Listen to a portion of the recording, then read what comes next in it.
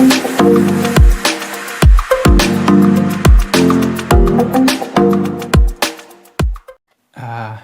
hello Pak Anies. Good evening. I'm Pandito. I'm from Indonesia. Actually, I was working 4 years before I came here for Transjakarta, so I knew the story. I was just want to ask. Your name again? Pandito. Yeah. I would just want to ask your tremendous good job on revolving transport, but the debate is always on whether you are subsidizing for citizen or you're subsidizing for operator, because the cost of subsidy for transport is growing rapidly compared to the passengers. So now we have like 3 to 4 trillion. How do you manage this, those delicate balance between subsidizing for operator or subsidizing for the passenger? Thank you. Thank you. And you're with the school, right? Yeah, I'm an MPP senior. You're an Yeah. MPP senior. Excellent. Okay. We'll take the second question here. The gentleman behind and then the one in front. Selamat sore, Mas Anies. My name is Chrysler. I'm within the school. Chrysler. I can concur the enjoyment experience when walking in the sidewalk of Jakarta. I used to work in Jalan Sudirman. But what I'm interested in questioning is that despite the innovation that you introduce, how do you empower the bureaucrats so they can put the innovation stays? They don't throw away the sidewalk when you left the office. Thank you. Thank you. Okay. Go ahead. Thank you, Prof. Zana. My name is Pauline. I'm from Malaysia. So my questions to Pak Anies would be about the Indonesia and China relationship, particularly in the Build and Road initiative, as Bandung and Jakarta HSR is one of the landmark project in the it's ongoing landmark project in the Jakarta, and we see significant progress. Oh, the high speed. Yes, HSR. We see significant progress after President Jokowi visited Beijing in July. So, as you are one of the forerunner of the coming presidential cabinet, and you might be dealing with greater challenges, for instance, the state-to-state relations. So what are your views on the BRI in Jakarta and Indonesia? Thank you. The BRI initiative. Thank you very much. BRI. BRI. The Belt and Road. Okay.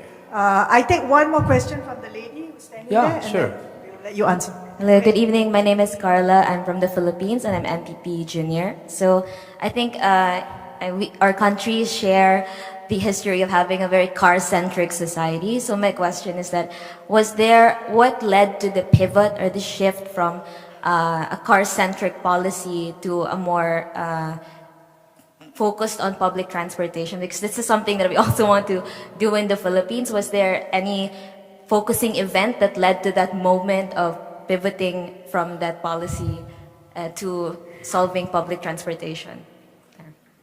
All right. Thank you. This is a slide answer. So I hand it over to you to answer the 4 questions. Yeah, And they're very big ones, actually. Yes, they're big questions. Yeah. First with Pandito. Thank you. Very good questions. Yes, in the short run, if I may say, in the short run, it looks like we are subsidizing the operators in the short term. Why that is the case?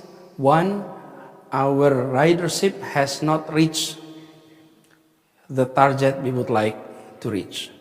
And this is like a chicken and egg problem. Do you want to invite more partners into the business of public transport? You need to have high ridership. And then to have high ridership, you have to invest on making sure that the fleet were available and reaching out to all area of Jakarta. So in our model is this: we invested now, we subsidize, and this will continue to grow. And as it's grow, we will then rely on non-fare box revenue. Instead of like today, we're relying on fare box revenue, and the difference is being subsidized. So we are pretty sure that as this continue, we will be seeing that trend. Number 2, is on the TOD development. The TOD development will bring in a lot of investment, and it will also change the equations on the public transport expenses. Why that is the case? Because master developer of TOD has to be our company, which is MRT or Transjakarta. So they will be able to make money not only through the revenues from non-fare box and the fare box, but also from the property and the business of TOD. So that's one. Number two, how to maintain this sidewalk so that it continue? Mana Bapak tadi Pak? Okay, Pak, thank you. Yeah, Jalan Jenderal Sudirman is now a place in which I often call it democratization of Jalan Sudirman. Because in the past, only someone like you can enjoy that big street, wide street, and high-rise buildings. The rest of Jakartans could never enjoy Jalan Sudirman because there is no sidewalks. Now, not only sidewalks, we built pedestrian bridge and bicycle bridge so that people can actually come and enjoy that place. So you come to Jalan Sudirman not only during car-free day, which is only on Sunday, but now any time of the day, any day, you can come and you can enjoy that street. Imagine when you live in a kampung, very crowded, very compact, you like to see, a common space that is accessible and free. So when we build sidewalks, the idea is not only about,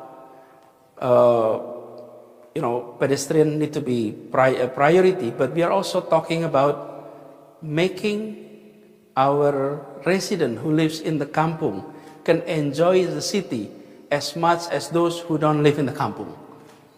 So you're seeing our parks, our sidewalks in the afternoon and evening were occupied by so many people. Some of them are coming from outside Jakarta and enjoying the area.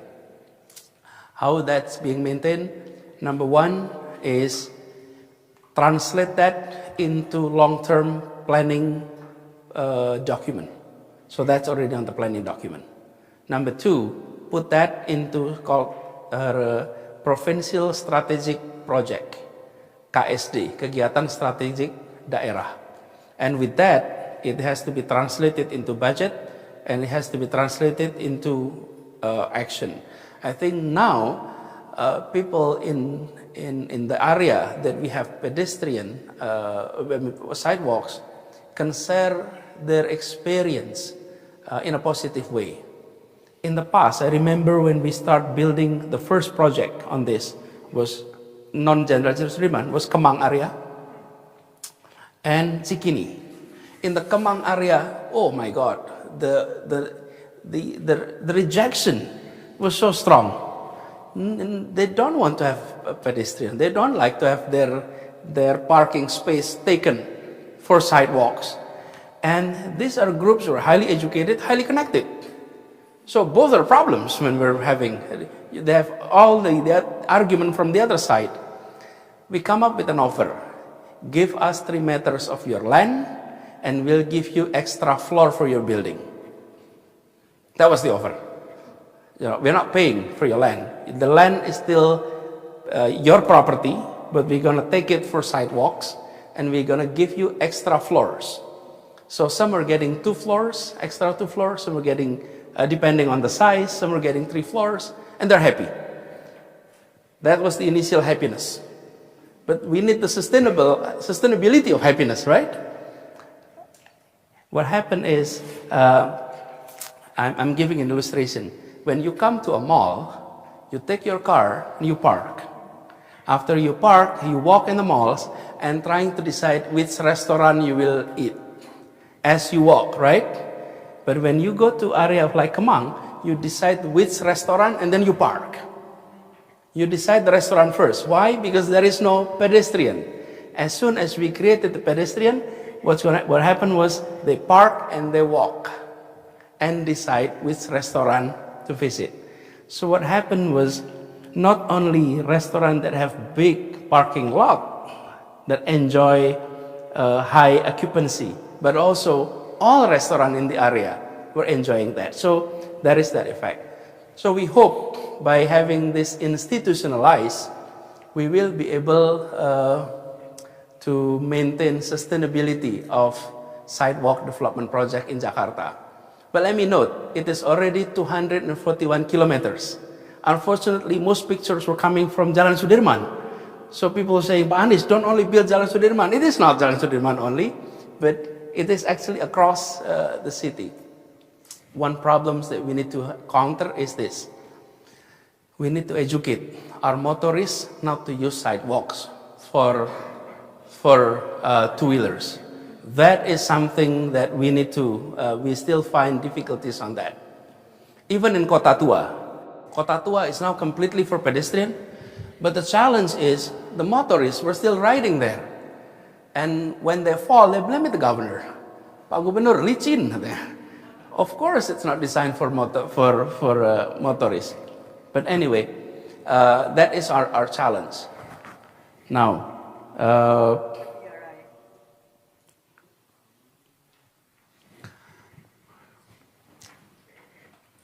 I'm still governor right now. And I'm continuing to be governor until end of October. So perhaps, on the next session, if there is another opportunity, I'll address that challenge, okay? But, boleh ya?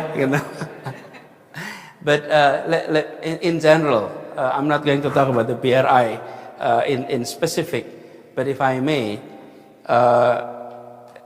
like looking at the case of Jakarta, we engage in collaboration, in cooperations that is transparent, that adopt good governance, and that is in line with our existing plan. So because we have plan for, grand plan for mobility, for example, it was already decided. I did not want to sort of come up with new idea that is inconsistent with the plan for long-term development of Jakarta.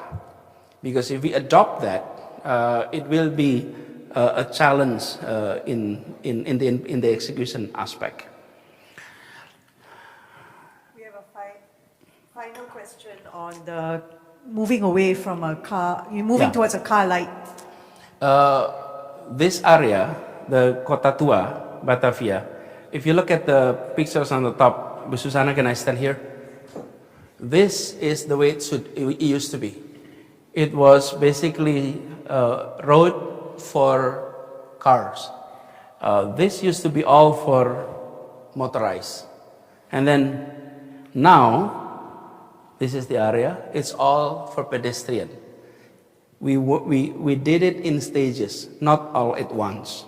In stages. One, we make this area a low emission zone, February last year. Okay? Low emission zone. And it was, when we announced that, of course the reaction was negative from those who live in this area. And we told them, be patient. If it's not working, we will revise it. But we believe you're not going to lose business. And what happened is they're making businesses. The business is not slowing down actually. And then now, when we adopted this approach, they already see the opportunity by having it more for pedestrian. So our approach, pinjam.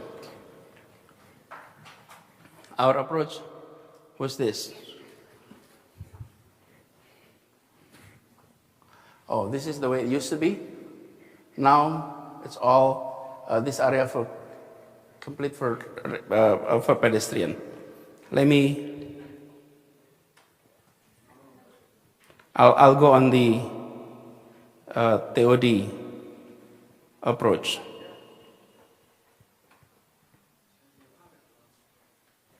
This is to address your questions. We used to be car-oriented development, corridor base. What does it corridor base mean? If you live in an area with wide street, then you may be able to build high rise. If your street is narrow, if you live in the lorong, in the gang, then you can only build low rise. We switch that. If you live near the station, you will be able to build high rise. So 800 meters as a perimeters from the stations, you will be able to build high-rise towers, high-rise building. So the approach needs to go beyond transportations. It needs to go on spatial planning. So on the spatial planning aspect, you need to reform that from corridor base into district base. And that obviously translates into high density and vertical because it is district based. And because of that, then you have an integrated transportations. Then because of that, you have a pedestrian. So you cannot only address transit-oriented by talking only on the transportation aspect. You have to address the spatial planning because that's where the meat is. That's where many of the economic opportunity laid at. Maybe we can take 1 to 2 more questions. My name is Ernest Khan. I am the governing board member of Lee Kuan Yew School here. My question to you, Governor, knowing that the capital city of Jakarta, in terms of their administration, is to be moved over to Kalimantan. So as you look forward for Jakarta, with all these lessons learned, what will be the impact on Jakarta when that process is complete? Because then your capital city will be in a city in Kalimantan. And for the lessons that you have learned from building Jakarta, great work, Governor, for the last 5 years. How is that going to impact Jakarta going forward? Thank you. Thank you, Mr. Kang. I had the question also about the new capital. You asked it. Thank you, Panis. My name is Janitra. I'm from Yogyakarta, actually. So I used to be in Gajah Mada University too. So yeah, I mean, but I was in IR. Yeah. So my question is also actually about. I was actually about to ask about the IKN, the Nusantara, and how it will affect Jakarta. Because I mean, all of this development, and now after this, if you have to move the capital, then that's something that you have to, that's probably going to affect Jakarta. But maybe I will ask about other thing that's probably hasn't been mentioned before, and that is to manage the expectation of the, or say, when you're running for government, and then you're running a city, you also have to manage expectations from groups and communities, right? And that will be reflected from your policy. So I know Jakarta has a lot of communities there and with many interests. How are you managing this? So that you can provide a stable situation so that you can develop your city better? Thank you. Great question. Thank you. Okay. Thank you. Lady. Yeah. My name is Aisha, I'm also from Indonesia.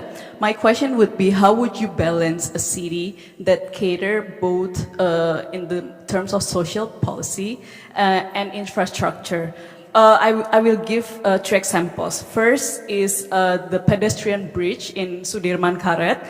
In the shape, we know it's quite new. It's in the shape of Finisi, but it's not sheltered. If you see in Singapore, most of the walkways are sheltered, and it's very, very useful when you're walking. You're sheltered from the rain and from the sun. So it's been, I think some people have also pointed that out. So, and the second one would be public spaces. How would you create a public spaces? We know the case of Citayam Fashion Week. Public spaces. I missed the first part. Oh, the first part. How do you create policy that balance social policy and infrastructure functions over design, for example? Second is the case of Citayam Fashion Week in the Sudirman area. How to provide these public spaces for the people without the law enforcement being too harsh on them and telling them to go home at 10 o'clock at night, for example. And also the third one is, I appreciate you building so many pedestrians. I see it with my own eyes in South Jakarta, West Jakarta, but I also see so many people still using it for parking, especially the cars. How would you encourage the law enforcement to balance this out, for these cars to stop using it for parking lot? Thank you. Thank you. I think her question all centers around balance. How do you balance different things?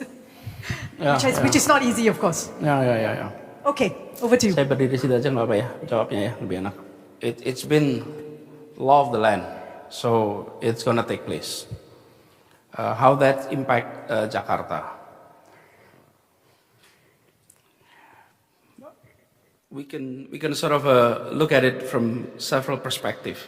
But when it comes to transport, for example, how big is government activity contributed to traffic in Jakarta? If it is big, when they are relocating, our traffic will be better. Right? So it's good for Jakarta, right? If they're relocating. But the problem is, it only contributed 4%. 4% of traffic in Jakarta is government related. So what are the biggest chunk? Household and business. We have 14.5 million deliveries per day in our city. Delivery meaning, the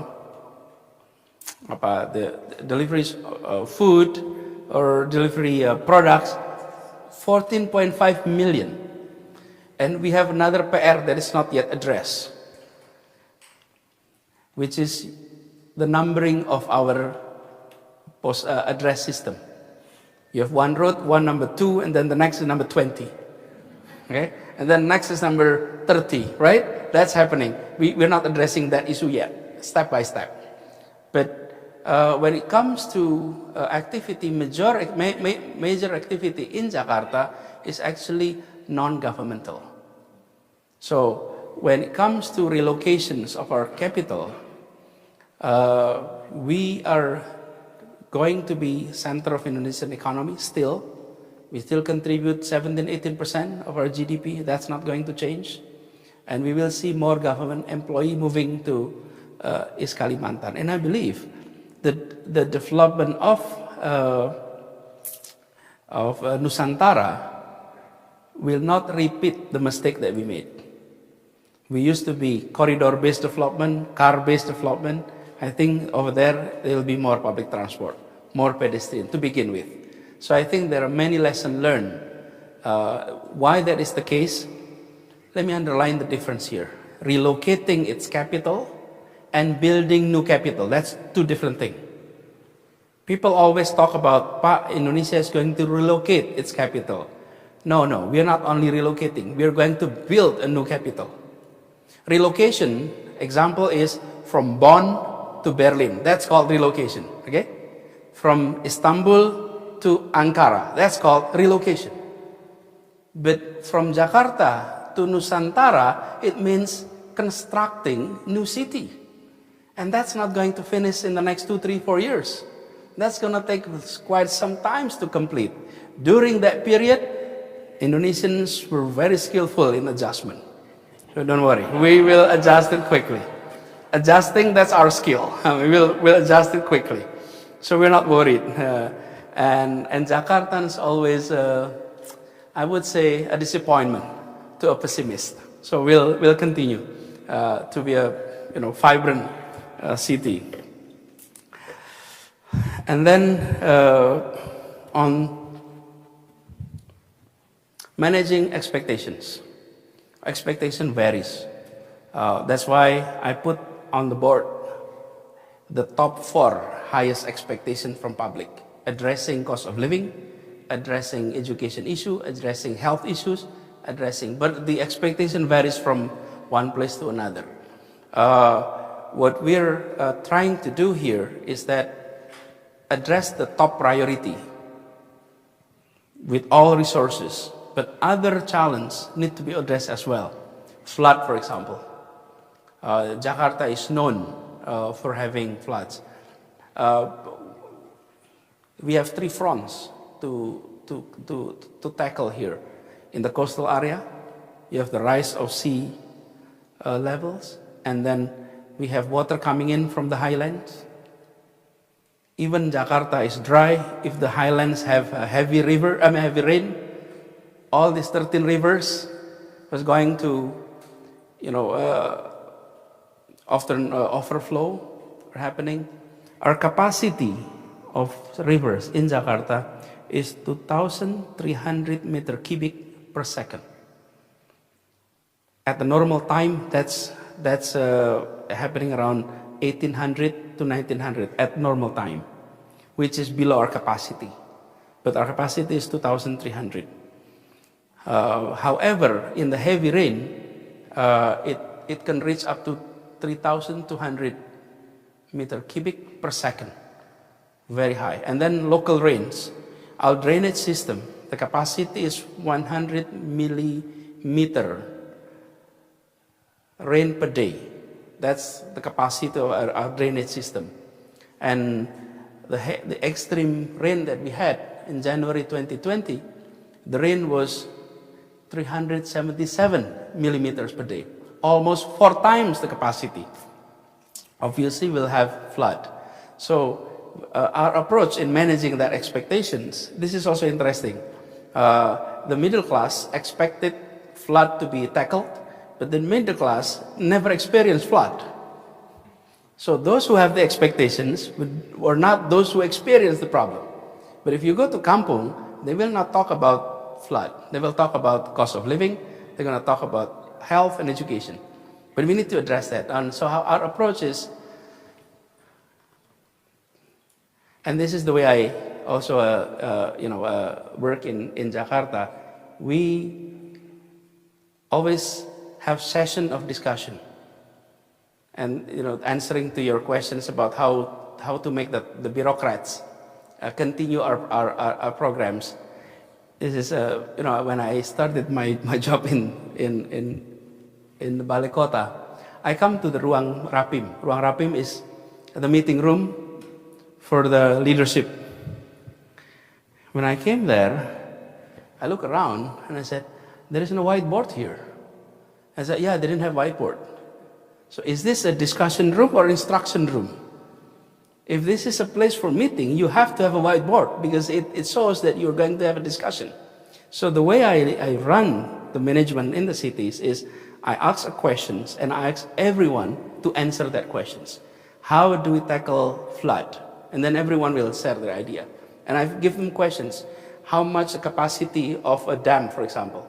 And then the answer was no one knows the capacity of our dam. We have more than 100 dam in the cities, more than 100. And we did not have data on the capacity of our dam.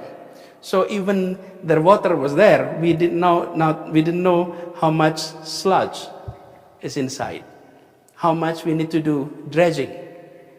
So ask questions and let them answer, and that's how we manage. So I also ask these simple questions. How do we measure a success in handling flood? And everybody was thinking, how do you measure success in handling flood? Flood is flood. Yeah, I know. Flood is flood. But how do you measure a success in handling flood? And they had difficulties it was true story. Because we didn't have KPI. So I said, there is no way we work without KPI. So let's set up a KPI. 1, no death. That's number 1. Everyone must survive. 0 death. That's the first KPI. Number 2, it has to be dry how many hours after the rain stops. If the capacity is 100 millimeter rain per day, and the water coming in is 200, it will be flood. It will be flooded, right?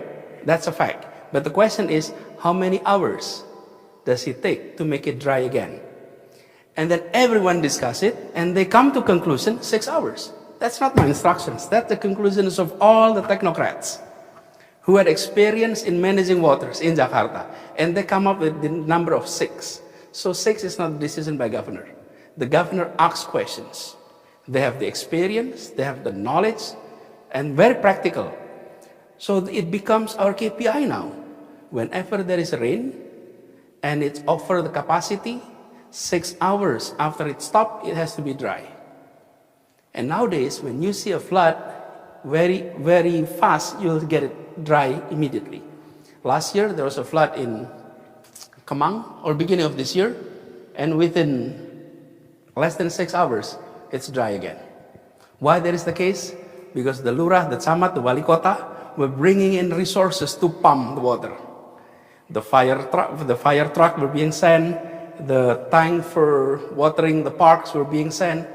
So many resources were being pulled to make sure it dry within 6 hours. If it didn't reach the target, it will mark in their KPI. And their KPI is linked to their salary.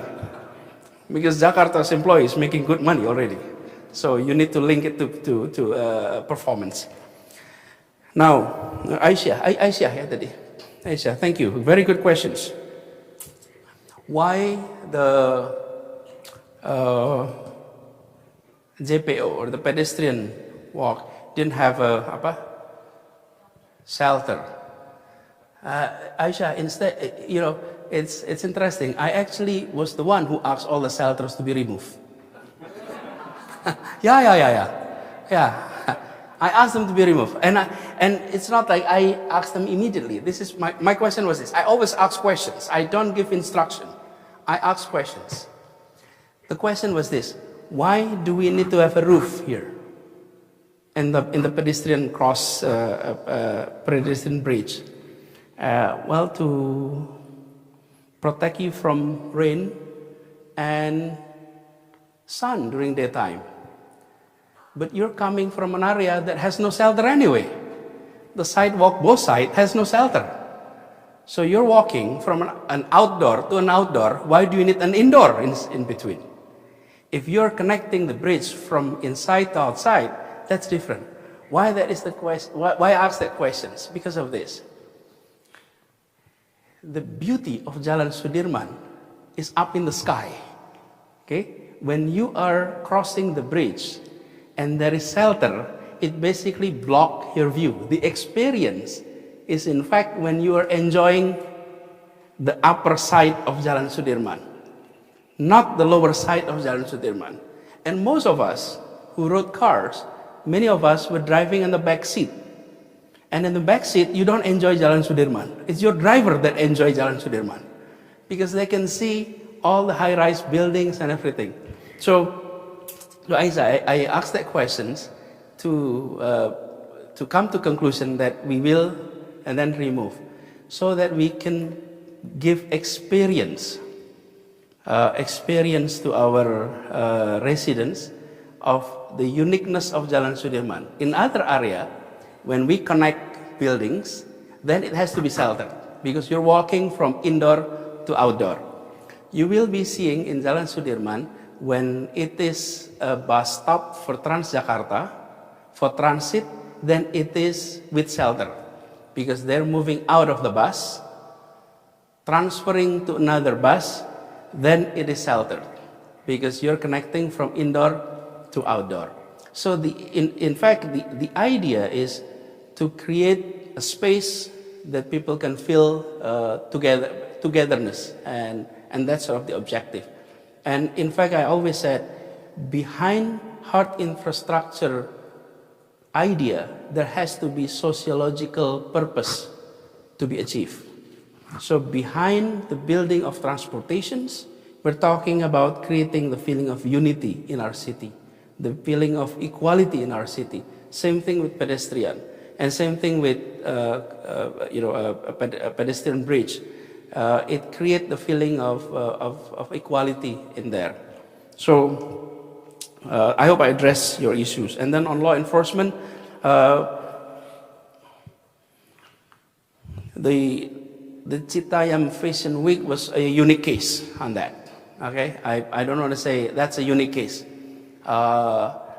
and it was only happening during school holidays. Once the school holidays is over, then the Fashion Week is over. So it was not only because the law enforcement, but because holiday was over, they're no longer coming to the area. And this is also one thing that we experience in Indonesia. that policing under the police authority is different than the local government authority. So linking the two is not always easy at the operational level. Okay, often it didn't go along very well. The last one was about parking. Yes, I mean, this is what I mentioned earlier. This is a challenge that we are still facing. We keep giving tickets. We keep giving basically tickets, and it is quite expensive. 500,000 per day. If your car is being towed, it is expensive actually. And if you have your car for 2-3 days, it'll cost you quite a large sum of money. So we're doing enforcement all the time, but it is a learning process for everyone, because many of us still looking at any space as parking space. And the same thing with garbage can. One day, Susanna, I had a minister taking our MRT. And then after she took the MRT, we met, and then she said, "Pak Anies, the MRT was so good, except one thing." What is that, Bu? It didn't have enough garbage can, waste can. There is no enough, tidak ada tempat sampah, kurang tempat sampah. And then I mentioned, it was designed without tempat sampah. There is no tempat sampah in the MRT. And I said, really? Yeah, there is no tempat sampah. So if we have sampah, take it in your pocket. Bring it home, bring it to the office. But that's an education process that we need to sort of embark. It'll take some time for people. Now, if you take MRT, people realize there is no place to put your waste. You have to take your waste along. And I often said, your waste doesn't mean garbage. Some waste are never garbage. Some waste are actually recyclable, and you can keep it. And some are garbage. But this concept need to be educated. There's a process of habituations to make it a habit, and one day become a culture to us. We'll see when that happens. Again, thank you very much for all the questions and your attentions.